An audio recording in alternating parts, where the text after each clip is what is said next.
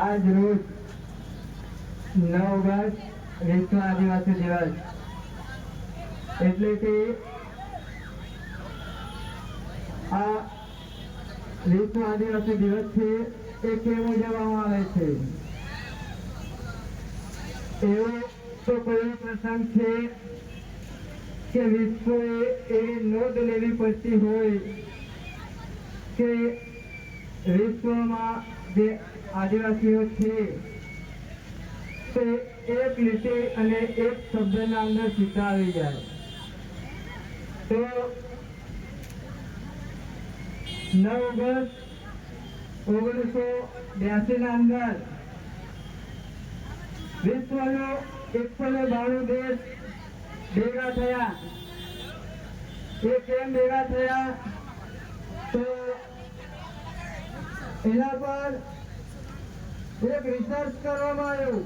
વિશ્વના ડોક્ટરો, વૈજ્ઞાનિકો તમારે ભેગા થઈ અને આ દુનિયા પર ગ્લોબલ વોર્મિંગની જે સમસ્યા મંડરાઈ રહી છે, આ વિશ્વ, આ પૃથ્વી એક ભયંકર વિનાશના તરફ જઈ રહી છે, તો એને આપણે કઈ રીતના બચાવી શકાય એ હેતુ માટે જે બેઠક મળી હતી અને ઘણા લાંબા સમય પછી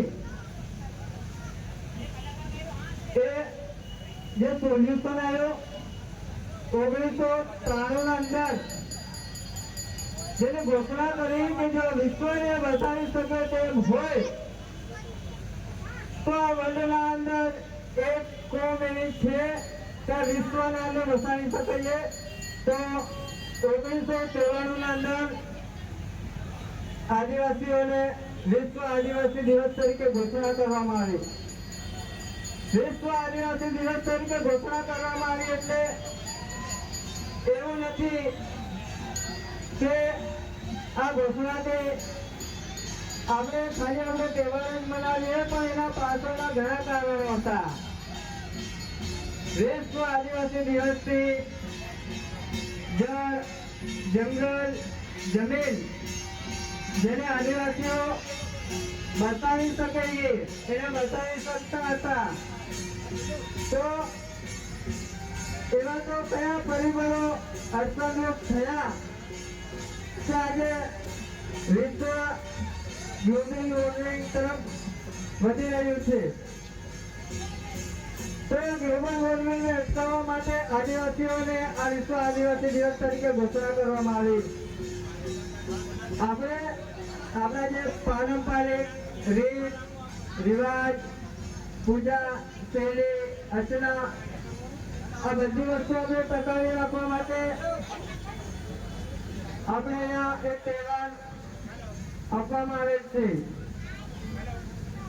આનાથી આપણે જંગલ, જમીન, જળ, નદી, પાણી, ફૂલ, આ તમામ વસ્તુઓ આપણે બચાવીએ છીએ અને આપણે એવા વિસ્તારોના અંદર નિવાસ કરીએ છીએ કે આપણા નિવાસ, આપણા રહેઠાણ માત્રથી જે તે વિસ્તારના અંદર પ્રકૃતિ ટકી રહે છે.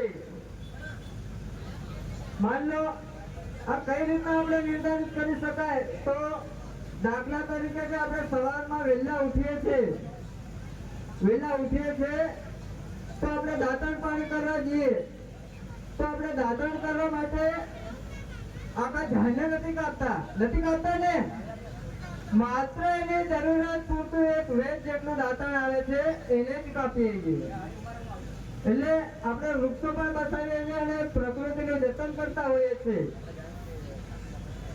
જો કોઈ વૃક્ષ પર ફળ લાગ્યું હોય યા ફૂલ લાગ્યું હોય તો તેવા સંજોગોમાં આપણો સમાજ એ વૃક્ષ હોય, ફળ હોય કે છોડ હોય એને નુકસાન કરતો નથી. કેમ નથી કરતો?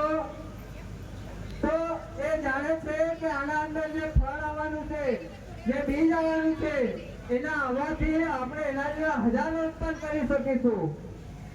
ગામડામાંથી આવતા આપણા ઘણા બધા ભાઈઓને ત્યાં આંબા હશે એ આંબાને કાચા કેમ નથી પાડી લેવામાં આવતા? એના અંદર ગોટલું બંધાય તાને એને ભીડે અને ગોટલું બંધાયા પછી એને ઉપયોગમાં લેવામાં આવે ફરી એનું ઉત્પાદન કરવામાં આવે. આ સાચી વાત છે ને ભાઈઓ? હા સાચી વાત છે. હવે આપણા પારંપરિક વસ્ત્રો, ભાષા, શૈલી, આપણી ભાષા એ આખી અલગ છે. આપણા નૃત્યો એ અલગ છે. પહેરવેશ, રહેણી કહેણી, આપણી લગ્ન વિધિ તો આપણા સમાજના અંદર ધરતી માતાને પૂજા કરે છે. પૂજાઓ કર્યા પછી તેની આગળની જે પણ કાર્ય હોય, ધારો કે લગ્ન વિધિ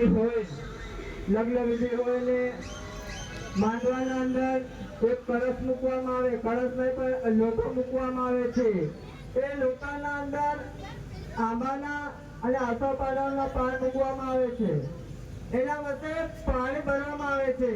એટલે આપણે ઝાડ, પાન અને જળ ની સાક્ષીના અંદર જે બંધન બાંધવામાં આવે છે, જે પવિત્ર બંધન માનવામાં આવે છે, એના અંદર આપણે પારંપરિક રીતે જે આદિવાસીઓના રીત રિવાજ એને જાળવી રાખવા માટે